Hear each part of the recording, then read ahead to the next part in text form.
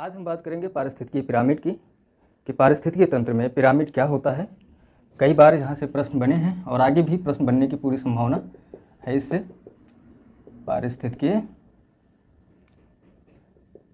Pyramid,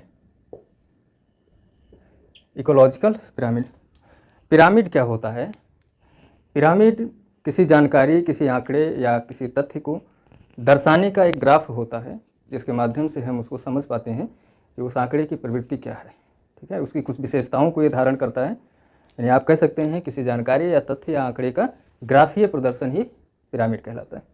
ठीक है, वो उसका आकार कोई भी हो सकता है, वो इस आकार का भी हो सकता है,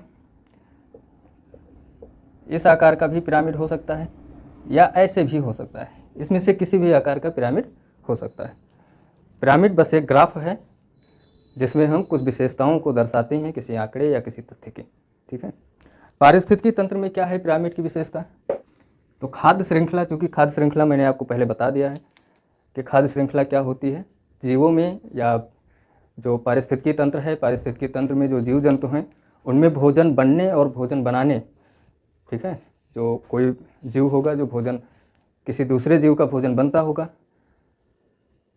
कोई जीव होगा किसी दूसरे जीव को अपना भोजन बनाता होगा।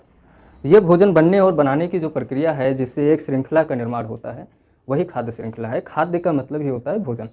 ठीक है, तो अगर भोजन यानी पोषण के माध्यम से कोई श्रृंखला बन रही है तो वो खाद्य श्रृंखला होगी। तो खाद्य श्रृंखला में क्रम से क्या, खाद्य श्रृंखला में क्रम से निम्न पोषण स्तर से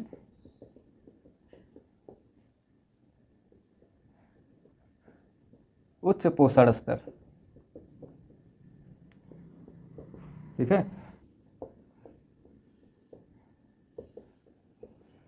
प्रजातियों की संख्या, बायोमास और ऊर्जा। बायोमास का अर्थ होगा जैव भार। ठीक है, ऊर्जा की सुलभता यानी कितनी ऊर्जा उपलब्ध है, ऊर्जा की सुलभता और प्राप्यता। ठीक है, ये जो प्राप्यता है इसका अर्थ हो गया कि कितनी ऊर्जा प्राप्त है, कितनी ऊर्जा उपलब्ध है, या प्राप्तता या फिर प्राप्यता। ये तीनों शब्द एक ही हैं। ऊर्जा की सुलभता और प्राप्तता में इस तरह से ह्रास होता है जिससे एक पिरामिड नुमा संरचना का क्या होता है, निर्माण होता है, या जिसका आकार पिरामिड नुमा होता है। पिरामिड नुमा होता है, यही पारिस्थितिकीय पिरामिड कहलाता है। पिरामिड के बारे में चूँकि आप जानते हैं, मिस्र का पिरामिड तो वर्ल्ड फेमस है और अक्सर आपने देखा होगा किताबों में भी। वो कैसे बना होता है, वो पिरामिड जो है वो वहीं से लिया गया है, ऐसे ही तो इसका आकार होता है। अब ये जो पिरामिड है, यही चीज़ पारिस्थितिकी तंत्र में जब हम देखते हैं तो खाद्य श्रृंखला में निम्न पोषण स्तर, पोषण स्तर के बारे में भी मैंने आपसे चर्चा किया है कि निम्न पोषण स्तर क्या होता है, उच्च पोषण स्तर क्या है। निम्न पोषण स्तर का अर्थ हो गया कि जो उत्पादक हैं उनकी बात हो गई, उच्च पोषण स्तर मतलब तृतीयक उपभोक्ता की बात हो गई। ठीक है, तो पोषण स्तर से उच्च पोषण स्तर में प्रजातियों की यानी जीव जंतु जो हैं उन जीवों की संख्या, ठीक है, ध्यान से समझिएगा कि जीवों की, प्रजातियों की संख्या, उनका जैव भार, या फिर उनमें जो ऊर्जा है, एक दूसरे पोषण स्तर में जो ऊर्जा ट्रांसफर हो रही है। लिंडमैन का एक रूल्स बताया था मैंने, 10% का नियम, कि हर पोषण स्तर पे ऊर्जा जो है वो 90% ह्रास हो जाता है और अगले पोषण स्तर को 10% ऊर्जा ट्रांसफर होती है। तो ऊर्जा की सुलभता या फिर प्राप्तता में इस तरह से ह्रास होता है, यानी निम्न पोषण स्तर, यहाँ पे बात की गई है किसकी, निम्न पोषण स्तर से उच्च पोषण स्तर, यानी निम्न पोषण स्तर पे ऊर्जा जितनी है या जितनी संख्या है या फिर जितना बायोमास है, जब यह पोषण स्तर आगे बढ़ेगा अगले पोषण स्तर में ह्रास होगा, और वो ह्रास इस तरह से हो रहा है कि एक पिरामिड नुमा संरचना बन रही है। कैसे, मान लीजिए कि इसको थोड़ा सा मैं और बड़ा बना दे रहा हूँ।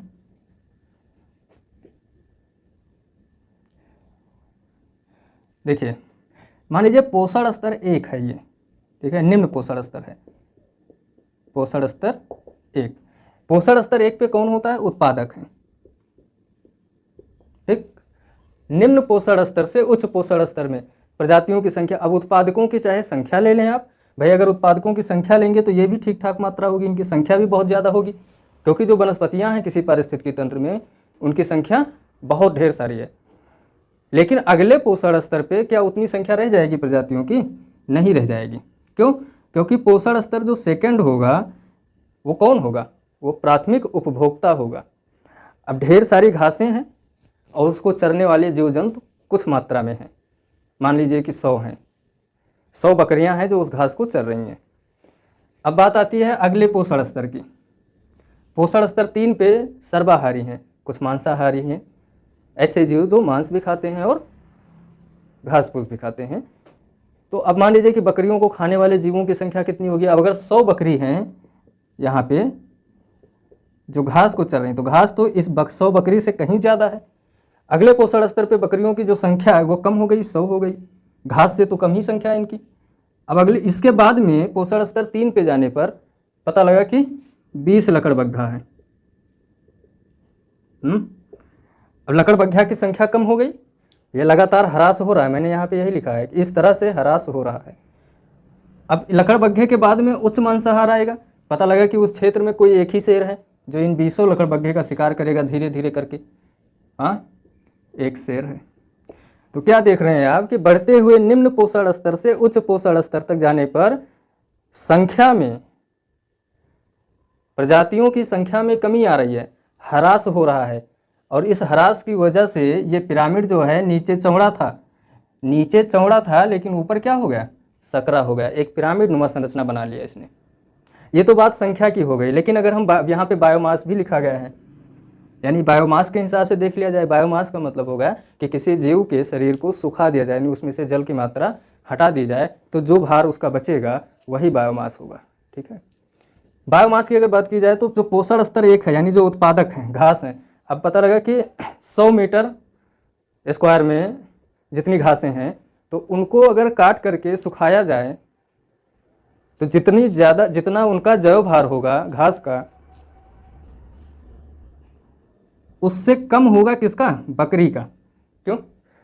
एक बकरी अपने जीवन काल में कितनी घासें खाती होगी? बहुत सारी घास खाती होगी। और फाइनल में उसका जो जब वो बकरी बड़ी होती है आप देखेंगे कि कितनी वजन है उसकी? 20 किलो 30 किलो वजन होगा। अब क्या वो 10 किलो ही घास खाई होगी? उसने बहुत घासें खाई हैं, अपने भार के मुझे लगता है कि सैकड़ों गुना ज़्यादा भोजन किया है उसने। तो जब उसने घास खाया तो घास की मात्रा बहुत ज़्यादा थी, 10,000 किलोग्राम घास थी उस क्षेत्र में। 10,000 किलोग्राम घास को 100 बकरियों ने खाया। और इन 100 बकरियों का वजन कितना है? बहुत होगा तो 2,000 किलोग्राम।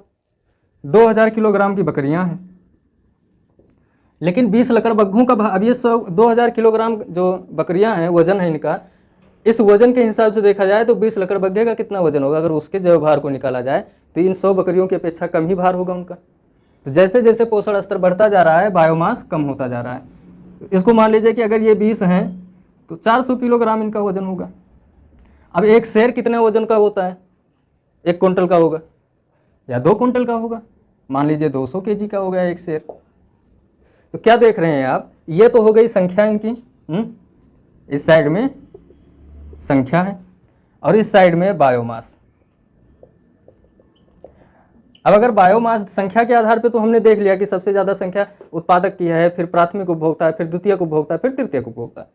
संख्या लगातार कम होती जा रही है और ये नीचे चौड़ा था और ऊपर पतला हो गया, यानी सकरा हो गया है, तो एक पिरामिड बन गया। लेकिन जब बायोमास की बात आई कि जैव भार जो है, वजन जो है उनका, उस आधार पर अगर देखा जाए तो क्या पिरामिड बनेगा? चारों पोषण स्तर पे तो बन रहा है पिरामिड। सबसे प्राथमिक रूप से देखा जाए तो 10,000 केजी, फिर 2,000 केजी, फिर 400 केजी, फिर 200 केजी। तो नीचे सबसे प्राथमिक जो उत्पादक हैं, उत्पादक स्तर पे ज़्यादा बायोमास है, लेकिन अंतिम उपभोक्ता के स्तर पे बायोमास कम हो गया।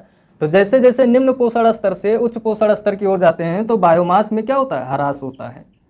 इससे भी एक पिरामिड का निर्माण हुआ है।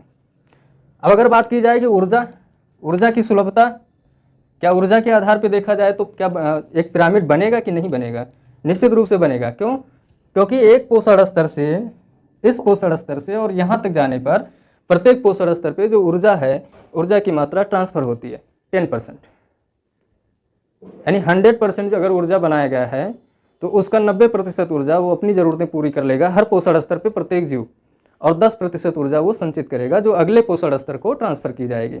और वही यहाँ भी होगा। यहाँ से 10% का रूल ऊपर तक जाएगा।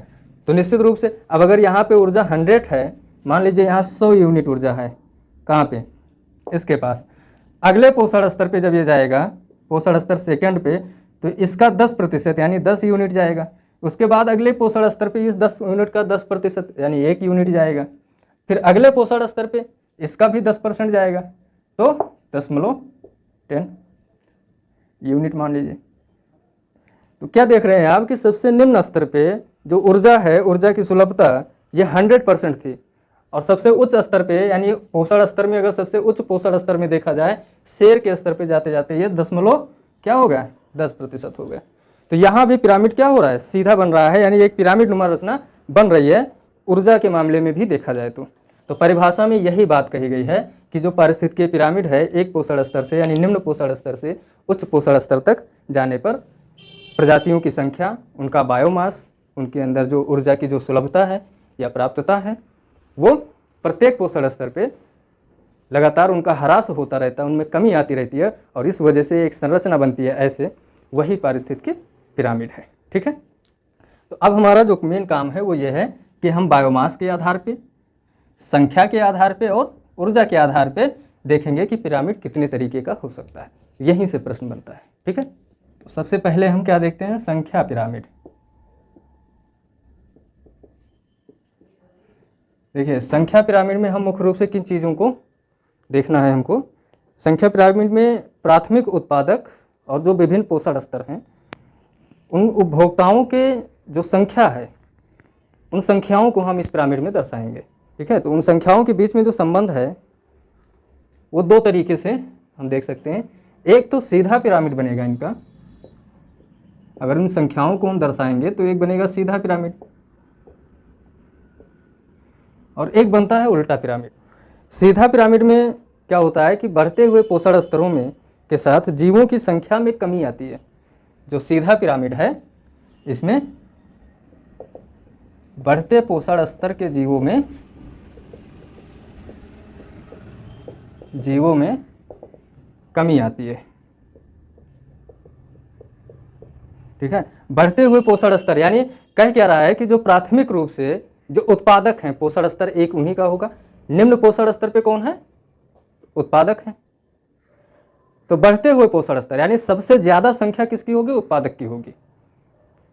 सबसे ज्यादा संख्या उत्पादक की है। उत्पादक का अर्थ हो गया कि जो वनस्पतियां हैं, पेड़ पौधे हैं। अब बढ़ते हुए पोषण स्तर में के जीवों में कमी आती है, अर्थात अब दूसरा जो पोषण स्तर होगा प्राथमिक उपभोक्ता का होगा। प्राथमिक उपभोक्ता, इसकी संख्या में कमी आ जाएगी, फिर और कमी आएगी, और फिर और कमी आएगी। यानी जैसे जैसे पोषण स्तर बढ़ रहा है, क्या हो रहा है? संख्या में उनके कमी आ रही है। यानी जैसे जैसे आप ऊपर जाएंगे पोषण स्तर में, शीर्ष आपको नुकीला मिलना शुरू हो जाएगा, पर सकरा होता जाएगा। यानी आप कह सकते हैं कि सीधा पिरामिड, जो संख्या का जो सीधा पिरामिड होगा वो कैसा होगा? उसका आधार चौड़ा होगा और शीर्ष नुकीला होगा। इस तरह का पिरामिड मिलता कहाँ पे है? तो घास पारिस्थितिकी और तालाब पारिस्थितिकी में ऐसा पिरामिड मिलता है। घास पारिस्थितिकी का अर्थ हो गया कि जो उत्पादक हैं, उत्पादक का मतलब घास हैं, तो बहुत सारी घासें हैं, उनको खाने वाले कुछ संख्या में जो शाकाहारी जीव हैं, और फिर उनको शाकाहारी जीवों को अपना आहार बनाने वाले कुछ संख्या में मांसाहारी जीव हैं, है कि नहीं? तो घास पारिस्थितिकी हो गया। तालाब पारिस्थितिकी का अर्थ हो गया कि तालाब में भी जो प्राथमिक उत्पादक होते हैं, जो प्रोड्यूसर होते हैं, वो होते हैं काई है, लाइकेन है, शैवाल हैं, प्लैंक्टन्स हैं। ये सब जो प्रकाश संश्लेषण करके अपना भोजन स्वयं बनाते हैं। अब इनकी संख्या बहुत ज़्यादा होगी तालाब में, और इनको खाने वाले मछलियाँ होंगी छोटी छोटी, उनकी संख्या कम होगी। छोटी मछलियों को खाने वाली बड़ी मछलियाँ होंगी, उनकी संख्या और कम होगी। यानी संख्यात्मक रूप से देखा जाए तो जैसे जैसे पोषण स्तर बढ़ेगा संख्या कम होती जाएगी। ठीक है,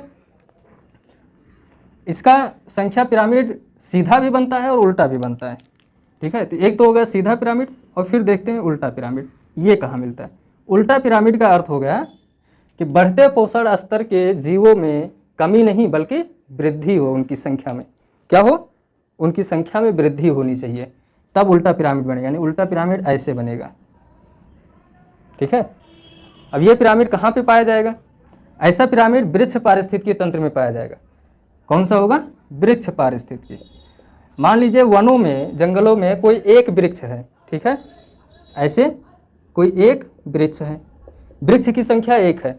अब इस वृक्ष पे पक्षियां हैं बहुत सारी, तो पक्षियों की संख्या कहीं ना कहीं वृक्ष से तो ज़्यादा ही होगी। भाई वृक्ष एक ही था, उस पर 50 पक्षियां रहती हैं अपना घोंसला बना करके।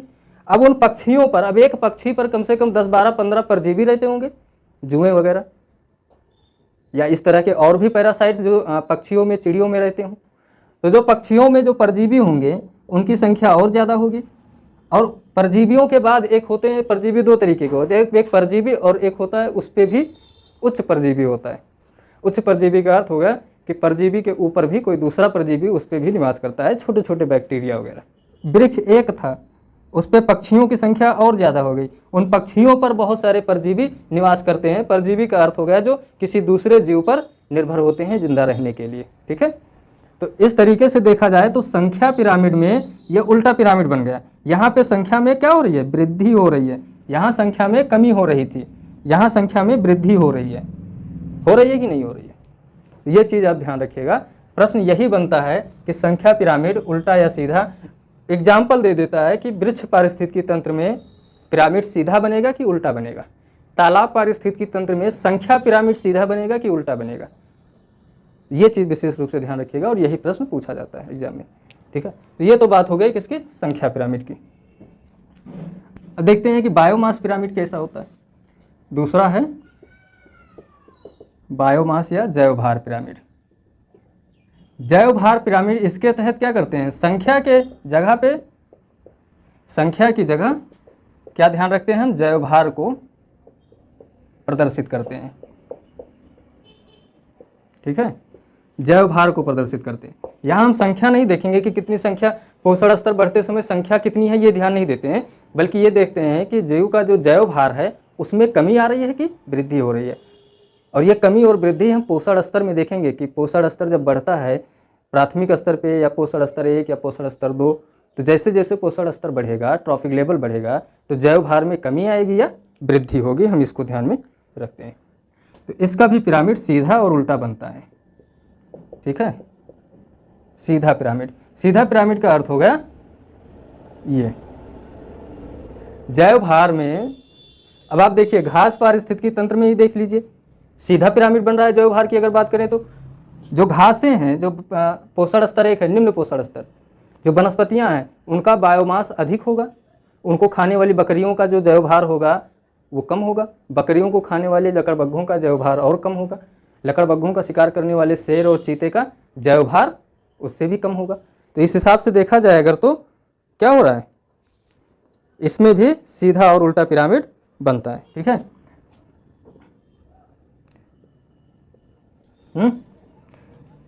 ये बनता है घास पारिस्थितिकी, या फिर कहीं कहीं लिखा हुआ मिल सकता है आपको स्थलीय पारिस्थितिकी तंत्र। स्थलीय पारिस्थितिकी तंत्र में जैवभार का सीधा पिरामिड मिलता है, लेकिन जैवभार का उल्टा पिरामिड कहाँ मिलेगा? जैवभार का उल्टा पिरामिड। उल्टा पिरामिड का अर्थ हो गया कि ये वाला संरचना, ये संरचना कहाँ मिलेगी? तो ये जो संरचना मिलेगी वो जलीय पारिस्थितिकी में मिलती है। ठीक है, यानी जैवभार या बायोमास का उल्टा पिरामिड कहाँ बनेगा? जलीय पारिस्थितिकी में बनेगा। कैसे?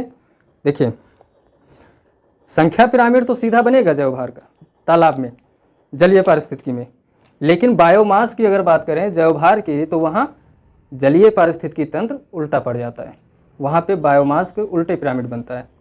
यानी सीधा पिरामिड बायोमास का स्थलीय पारिस्थितिकी में बनेगा। स्थल पे कोई भी पारिस्थितिकी हो, चाहे वो वृक्ष पारिस्थितिकी तंत्र हो, चाहे घास पारिस्थितिकी तंत्र हो, बनेगा सीधा ही। लेकिन जलीय पारिस्थितिकी तंत्र में उल्टा पिरामिड बनेगा। किसका? बायोमास का। कैसे बनेगा? जो लाइकेन्स, प्लैंक्टन्स या काई, शैवाल, ये जो होते हैं, जब अगर इनको निकाल करके सुखाया जाए तो इनका जो भार होगा वो पूरे तालाब में पाई जाने वाली छोटी छोटी मछलियों को निकाल लिया जाए तो उनसे बहुत कम होगा। उनसे इसका जो भार है वो बहुत कम हो जाएगा। संख्या अधिक होगी लेकिन भार कम हो जाएगा। अब जो छोटी मछलियों से जो बड़ी मछलियां हैं, जो छोटी मछलियों को खाती हैं, उन बड़ी मछलियों का भार उन छोटी मछलियों से भी ज़्यादा होगा। अगर सारी मछलियों को निकाल कर देखा जाए तो जो बड़ी मछलियां हैं वो छोटी मछलियों से ज़्यादा भार होगा, उनका बायोमास होगा। ठीक है, अगर पूरे तालाब में 10 क्विंटल मछलियां हैं छोटी, तो उस तालाब में अगर बड़ी मछलियों का बायोमास देखा जाए तो वो और ज़्यादा हो जाएगा। ठीक है, तो जलीय पारिस्थितिकी तंत्र में ध्यान रखिएगा कि ये पिरामिड उल्टा बनता है, क्योंकि जो काई लाइकेन है, जो मछलियों का भोजन होता है, वो बायोमास के रूप में देखा जाए तो वो बहुत कम बायोमास होगा उसका, लेकिन जो मछलियाँ होंगी जो उनको खाती हैं उनका बायोमास अधिक होगा। ठीक है, ये चीज़ ध्यान रखिएगा। फिर इसके बाद में बात आती है ऊर्जा पिरामिड की।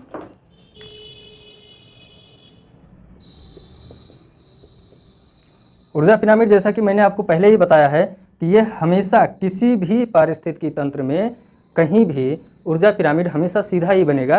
क्यों? क्योंकि ऊर्जा का जो ट्रांसफ़र होता है एक पोषण स्तर से अगले पोषण स्तर में, वो 100% ना होकर के 10% ही होता है। ठीक है, तो चाहे जैसा पारिस्थितिकी तंत्र हो, यहीं पे सवाल बनता है और कन्फ्यूजन में डाल देता है। तो इसमें आप कोई कन्फ्यूजन नहीं है। कोई एनर्जी पिरामिड जो भी होगा, चाहे वो स्थलीय हो चाहे वो जलीय हो, हमेशा सीधा ही बनेगा। पोषण स्तर 1 में ऊर्जा अगर 100 यूनिट है तो पोषण स्तर 2 में ये 10 यूनिट हो जाएगी, पोषण स्तर 3 में 1 यूनिट, और सबसे उच्च जाएगी तो 10.10। ठीक है, यानी हर अगले पोषण स्तर में 10% का ट्रांसफ़र होगा। ये किसी भी पारिस्थितिकी तंत्र में ऐसा ही होगा। यही लिंडमैन का 10% का रूल है। ठीक है, तो ऊर्जा पिरामिड हमेशा सदैव सीधा बनता है हर पारिस्थितिकी तंत्र में। तो ये तो बात थी पारिस्थितिकी पिरामिड की। अगली क्लास में हम चर्चा करेंगे जैव भू रसायन चक्र की। ठीक है, जो बहुत महत्वपूर्ण है पारिस्थितिकी तंत्र का, कह सकते हैं आप बेसिक में बहुत ही ज़्यादा बेसिक, और फिर उसके बाद हम आर्द्र भूमियों की चर्चा करेंगे। Thank you.